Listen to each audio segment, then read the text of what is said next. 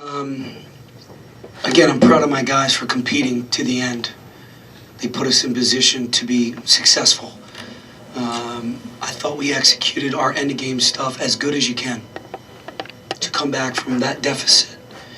And we dug a little deeper because we looked very sluggish in the first half.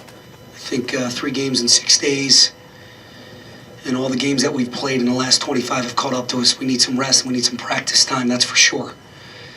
But again, really, really proud of the fight and the competition, the last 4 minutes to put us in that position. I thought Mike Watkins did some great things and did some great things against Hatt. But give Wisconsin credit. They jumped us early. They kept it on. Some of their freshmen hit some big shots. Hatt made some great passes. We're going to learn from this game.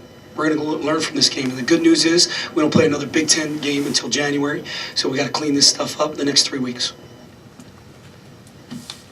Pat, the hallmark of this team is supposed to be balance, depth, and until 11 minutes to go, really, you only had gotten production from Mike. I think if you look at the numbers, and once again, you only get 1 point from your bench.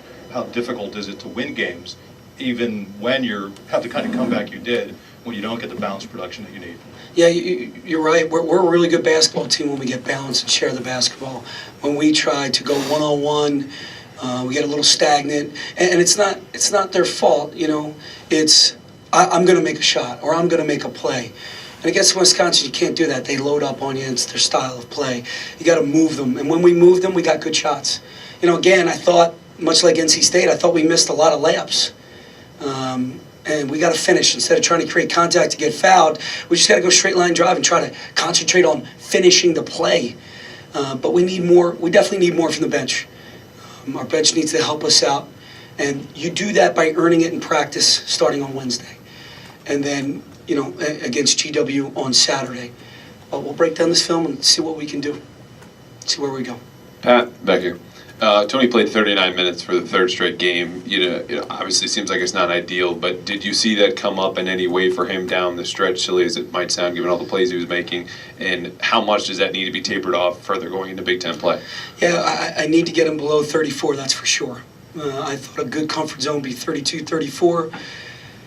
With saying that, he still made big plays down the stretch.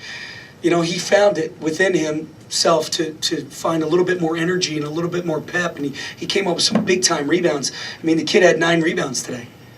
So, you know, he's got it in him to play to log some major minutes. But I don't think that's going to be a good formula for us moving forward. Pat, did you consider taking a timeout off the miss free throw at the end? And can you just kind of maybe explain that sequence at the end? Yeah, I did not. A couple reasons. You have the ball in your best player's hand, and they're converting, so they don't know who they're guarding. So you got 21 on Tony Carr, who's Iverson, and he's typically guards Lamar. So I liked our chances. I like what I saw. In breaking film down, because we discussed this before the free throw, my staff and I, you know, if Tony can get the ball, let's give him a push and see what he can do. And I thought we had the right matchup, and I thought, you know, he made that decision. He's shooting incredible from the three-point line this season. Maybe not tonight, but this season. So I got to trust that decision. If you call timeout there's a chance, because in the UCLA game, they doubled the point guard. They took the point guard away. That's what we brought up. And I didn't want that to happen. I wanted to make sure he had the ball in his hands. So I liked what we had there. I thought we executed down the stretch exactly what we needed to give ourselves a chance to win, and we did that. We can't look at that last possession because we gave up rebounds on a free throw line situation. We turned the ball over. We missed layups. We missed poor rotations. This team can get a heck of a lot better. And then just one more. Did you like the shot, and would you have preferred to see him get to the basket? Whatever Tony thought. You know, I'm not in his vision. I'm on the sideline. I don't know what he saw, but he's a heck of a player, and he makes really good decisions. So I'm going to trust that decision.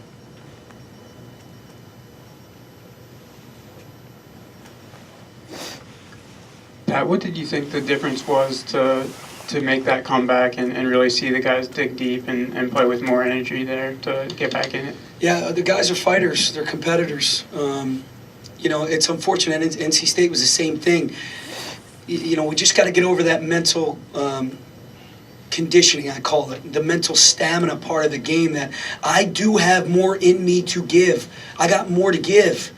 And once they realized that, and they liked the defenses that we were playing, we were turning them over and we were getting misses and we were getting rebounds, and then the ball starts going in, maybe Wisconsin got a little bit tired in what they do, but we can't play like that. We got to play hard for 40 minutes. Pat, 2 of 14 from 3. Do you think that was fatigue? And also, was Satchel not playing because he was injured, or was he not playing? No, I just didn't play him. I'm going with guys that, like Julian, I thought would be better at Hap. He's played him for 3 years or 2 years, whatever it is. I think Mike is playing at a high level, right? And Julian, Satchel just needs more practice time. He needs to get in better shape. Trust me, he's right around 260, 265. He's getting there. But when you sit out for a year, you're a little bit rusty. You're a step behind.